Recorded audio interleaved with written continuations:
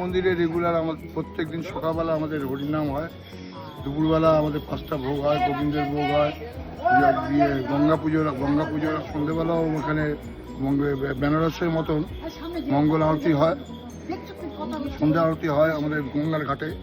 বিশুদ্ধ সিদ্ধান্ত মতে আমাদের এখানে দুর্গা পুজোটা হয়, কুমারী পুজো হয়। এখানে আমাদের আপনার অন্নপূর্ণা পুজো হয়, 4-5 হাজার লোক খায়।